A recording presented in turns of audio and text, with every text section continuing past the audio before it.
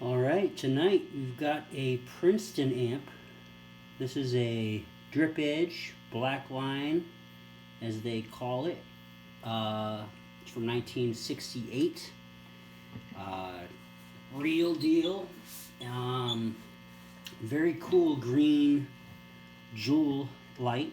You see very few of those out there. Very cool. Everything works, everything original, except there is a new cord, new power cord on this baby. I think I mentioned all that in the ad. This thing sounds amazing. I'll stop talking in just a second. But original speaker. Only things that were changed on here were tubes and the cord, and I believe the input jack for the speaker. For some reason, it doesn't. My memory I can't recall if I replaced it or if it was done before I bought it.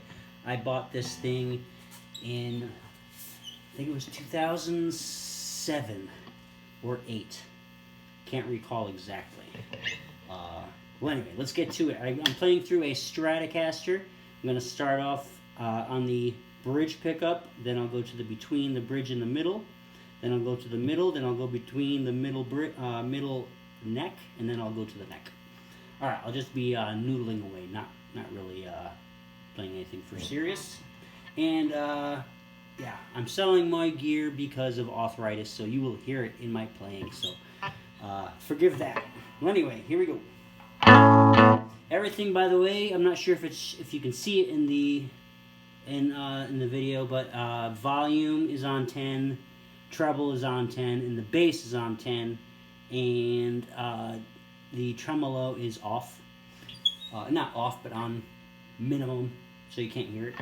Well, anyway, here you go. Let's play some music.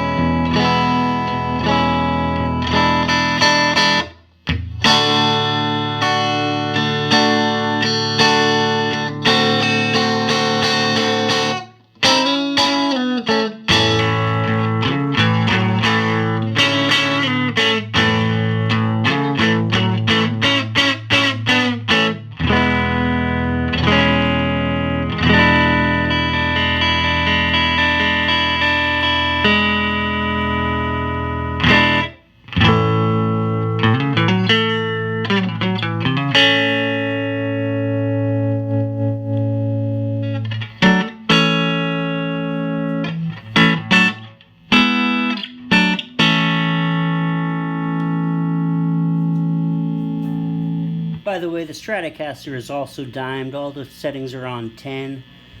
Sounds pretty good. I'm going to play around a little bit. You'll see what I'm doing, hopefully. Maybe I'll be explaining what I'm doing while I'm doing it. Play with the tremolo, so let's go ahead and hear what that sounds like.